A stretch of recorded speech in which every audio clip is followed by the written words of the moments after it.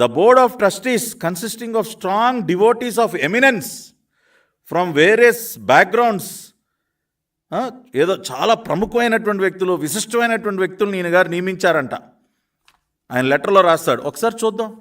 ఏమై జగన్ రెడ్డి, నువ్వు నియమించినటువంటి విశిష్టమైనటువంటి వ్యక్తులు, నువ్వు రేయింబావుళ్ళు శ్రమించి రాష్ట్ర క్యాబినెట్ కంటే కూర్పు కంటే ఎక్కువగా శ్రమించానని చెప్పావు కదా, ఎవరు నియమించావా?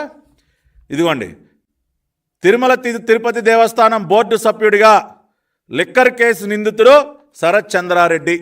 ఇదయా, ఇదిగో వీరినే తమరు ఎంతో కష్టపడి ఎంతో శ్రద్ధ వహించి స్వామివారికి సేవ చేయడం కోసం నియమించినటువంటి విశిష్టమైనటువంటి వ్యక్తి అయ్యా. ఢిల్లీ లిక్కర్ స్కామ్లో నిందితుడు, జైల్లో తీహార్ జైల్లో ఉన్నటువంటి శరత్ చంద్రారెడ్డిని తమరు టీటీడీ బోర్డు మెంబర్గా నియమిస్తారు. సిగ్గుందా జగన్ రెడ్డి నీకు? ఇటువంటి క్రిమినల్స్ని, ఇటువంటి 420ని నువ్వు టీటీడీ బోర్డులో నియమించి తమరు దాని గురించి మాట్లాడతారు. ఎంతో కష్టపడ్డారంట. ప్రధానమంత్రి గారికి సిగ్గు లేకుండా మళ్ళీ లేఖ రాయటం, సార్ నేను చాలా కష్టపడి sir, I appointed people of prominence, eminence. కొద్దిగానే ఉండాలా నీకు పాపాత్ముడా? ఈయనే కాదు, ఇంకా ఎంతో అందరూ మెజారిటీ నియమించిన వాళ్ళు. ఇంకొకళ్ళు ఎవరండి? డాక్టర్ కేతన్ దేశాయ్. ఇదిగోండి, జగన్మోహన్ రెడ్డి గారు నియమించినటువంటి టీటీడీ బోర్డు మెంబర్స్ పేర్లు చదువుతా ఉన్నా. డాక్టర్ కేతన్ దేశాయ్ ఎవరండి? Ketan Desai medical council of India అధ్యక్షుడిగా ఉన్నప్పుడు కోట్లాది రూపాయల స్కాములకు పాల్పడితే సిబిఐ వాళ్ళు అరెస్ట్ చేసి జైలుకు పంపించినటువంటి వ్యక్తి ఈ కేతన్ దేశాయ్. ఈయన గారు చాలా విశిష్టమైనటువంటి వ్యక్తి అండి. జగన్మోహన్ రెడ్డి గారి దృష్టిలో ఎవరిపైన అయితే సిబిఐ కేసులు, ఈడీ కేసులు ఉంటాయో, ఎవరైతే జైళ్ళకు వెళతారో వాళ్ళు చాలా విశిష్టమైన వ్యక్తులు, ఆయనకి చాలా కావలసినటువంటి వ్యక్తులు, దగ్గర బంధువులు, ఆత్మ బంధువులు. పాపం అటువంటి జైలు బ్యాచ్నంతా కూడా టీటీడీ బోర్డులో నియమించి మీరు ఇవాళ విశిష్టత గురించి, ఎమినెన్స్ గురించి మీరు మాట్లాడతారు, టీటీడీ బోర్డు ఏర్పాటు గురించి. అంతేకాకుండా ఏం చెప్తా ఉన్నారండి? The procurement of ghee has been taking place through an tendering process. Once the tendering process is complete and the supplier who has quoted the lowest is selected, the same would be placed before the board of trustees for approval. ఇందాక చెప్పాను కదండి, మీరేమి ట్రాన్స్పరెంట్గా ఏమీ చేయలేదండి. Reverse tendering ప్రాసెస్ని misuse చేసి మీకు కావాల్సిన వాళ్ళు తెచ్చుకొని ముందే లాలూచిపడి ఏఆర్ ఫుడ్స్ వాళ్ళతో ఇటువంటి దుర్మార్గాలు ఒడిగట్టారు. అంతేకాకుండా ఇందాక బోర్డు మెంబర్ల గురించి మాట్లాడుకున్నాం, చైర్మన్ల గురించి కూడా మాట్లాడుకోవాలి కదా. మొన్న వైవి సుబ్బారెడ్డి గారి గురించి, ఆయన ఒక సూపర్ స్వామ్ అంట. ఇది 20-30 సార్లు సబర్మేల్నే సూపర్ స్వామ్ అంట. నేను ఎక్కడా వెళ్ళలేదు. ఈ సూపర్ స్వాములే, సూపర్ మ్యాను, సూపర్ ఉమెన్ గురించి విన్నాం, కానీ ఈ సూపర్ స్వాములు ఏంటా బాబు? సరే, నీ సూపర్ స్వామి గురించి మాట్లాడుకుందాం. దొరికినంత దోచేద్దాం. 15,000 కోట్ల విలువైన బాక్సైట్ దోపిడీకి భారీ వ్యూహం. ప్రముఖ ఆలయ కమిటీ మాజీ చైర్మన్, అంటే ఆయన చైర్మన్గా దిగిపోయిన తర్వాత వచ్చిన వార్త, వైవి సుబ్బారెడ్డి వారసుడి యొక్క నిర్వాకం. 15,000 కోట్ల రూపాయల బాక్సైట్ దోపిడీలో ప్రథమ ముద్దాయ నువ్వు చెప్పినటువంటి సూపర్ స్వామి వైవి సుబ్బారెడ్డి దోచవతల బారేశాడు కదా. టీటీడీలో కూడా అడ్డగోలుగా మొన్న విజిలెన్స్ రిపోర్ట్లో బయటపడింది. దాదాపుగా ప్రిలిమినరీ ఎంక్వైరీ ద్వారా చూస్తేనే దాదాపుగా 550 కోట్ల రూపాయల దోపిడీ నీ సూపర్ స్వామి. తర్వాత నువ్వు అపాయింట్ చేసినటువంటి ఇంకొక బంధువు కరుణాకర్ రెడ్డి, ఆయన గారి గురించి వార్త.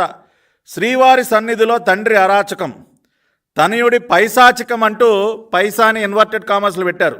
ఏ పని కావాలన్నా 10% కమిషన్. ఇవాళ 10% చైర్మన్గా ముద్రయించుకున్నాడా కరుణాకర్ రెడ్డి? ఎవడు 10% ఇస్తే అడిగి దోచిపెట్టేయటమే, సొంత కుమారుడికి దోచేయటమే. ఇటువంటి గొప్ప గొప్ప వ్యక్తులు, విశిష్టమైనటువంటి వ్యక్తులు, ఎంతో ప్రముఖులు, స్వామివారి పట్ల ఎంతో భక్తిభావం కలిగినటువంటి వ్యక్తులు, ఏది బాక్సైట్ దోపిడీలు, 10% కమిషన్లు కొట్టేసేటటువంటి ఈ చీటర్లు, 420లు అందరూ చైర్మన్లు. మన దౌర్భాగ్యం. అంతేకాకుండా ఈయన గారు ఇంకో కొన్ని పచ్చి అబద్ధాలు. టీటీడీలో చాలా బ్రహ్మాండమైనటువంటి ల్యాబ్ ఉంది. మన ప్రెస్ మీట్లో కూడా మాట్లాడాడు. బ్రహ్మాండమైనటువంటి ల్యాబ్ ఉంది. ఆ ల్యాబ్లో ఎన్నో పరీక్షలు జరుగుతాయి. 3 శాంపుల్స్ తీసి పరీక్షలు చేస్తారు. అసలు ఎక్కడా కూడా ఏ తప్పు జరగదంటా ఉన్నారు. కానీ ఈ రోజున ఈఓ గారు మొన్న చాలా స్పష్టంగా ప్రెస్ మీట్లో చెప్పారు, అడల్ట్రేషన్ని కనిపెట్టేటటువంటి ల్యాబ్ టీటీడీ కొండపైన లేదు. మొట్టమొదటిసారిగా ఎన్డీడీబీకి మేము టెస్ట్కి పంపించాము అడల్ట్రేషన్ కనుగొనటం కోసం. ఈ రోజున అదే ఎన్డీడీబీ సహకారంతో తిరుమలలో ఇప్పుడు మోస్ట్ అడ్వాన్స్డ్ ల్యాబొరేటరీ 75 లక్షల రూపాయల వ్యయంతో ఎన్డీడీబీ వారే స్వయంగా పెడతా ఉన్నారు ల్యాబొరేటరీ అని ఆయన చాలా స్పష్టంగా చెప్పారు. కానీ తిరుమల కొండపైన ఉన్నటువంటి ల్యాబ్ ఏంటండి? ప్రస్తుతం ఉన్నటువంటి ల్యాబ్ చాలా బేసిక్ ల్యాబ్. నెయ్యిలో ఉన్నటువంటి తేమ శాతం కానివ్వండి, నెయ్యి రంగు కానీ, ఇటువంటి బేసిక్ ఏగా ఉండేటటువంటి తేడాలు ఏవైతే ఉంటాయో వాటిని కనిపెట్టేటటువంటి చాలా బేసిక్ ల్యాబ్ మాత్రమే ఈ రోజున టీటీడీ కొండపైన ఉంది. కానీ ఈ రోజున చంద్రబాబు నాయుడు గారు ఎన్డీడీబీ స్థాయిలో మోస్ట్ అడ్వాన్స్డ్ ల్యాబ్ని ఇవాళ తిరుమల కొండపైన ఏర్పాటు చేస్తూ ఉన్నారు. కాబట్టి గతంలోనే ఏదో చాలా ఉంది, మేము చాలా సార్లు తనిఖీలు చేసాం, ఏదో చాలా తిప్పి పంపించేసామంటే తేమ శాతం, రంగు ఇటువంటి తేడాలు ఉంటే గుర్తించి వెనక్కి తిప్పి పంపించారు. ఈ స్థాయిలో యానిమల్ ఫ్యాట్స్ని కనుగొనేటటువంటి ల్యాబ్ గతంలో లేదు. ఇప్పుడు చంద్రబాబు నాయుడు గారు పెడతా ఉన్నారు. నువ్వు చేసినటువంటి పాపాన్ని చూశాక ఇవాళ మోస్ట్ అడ్వాన్స్డ్ ల్యాబ్ని పెట్టి ఇంకా కూడా బెటర్గా అన్నీ కూడా చేస్తూ ఉన్నారు. మూడోది, ఇవాళ నందిని ఘీ గురించి ఏదైతే మనం మాట్లాడుకుంటూ ఉన్నామో, Karnataka milk federation KMF Nandini ghee, దాని గురించి ఈయన రాస్తాడు. ఈయన రాసేటటువంటి పచ్చి అబద్ధం. ఈయన ఏమని రాస్తారండి? In fact it is noteworthy that during the period from 2015 to 2018 when the TDP was in power, KMF Karnataka Milk Federation did not supply ghee to TTD. ఇవాళ ప్రపంచం మొత్తానికి తెలిసినటువంటి వాస్తవం ఏంటి? ఎన్నో సంవత్సరాలుగా శుద్ధమైనటువంటి నందికి కర్ణాటక మిల్క్ ఫెడరేషను తిరుమల స్వామివారికి టీటీడీకి సప్లై చేస్తూ ఉంటే ఈయన గారు వచ్చిన తర్వాత ఈయన కమిషన్ల కోసం కేఎంఎఫ్ని తరివేశాడు కర్ణాటక మిల్క్ ఫెడరేషన్. అది వాస్తవం. కానీ ఏం చెప్తా ఉన్నాడు?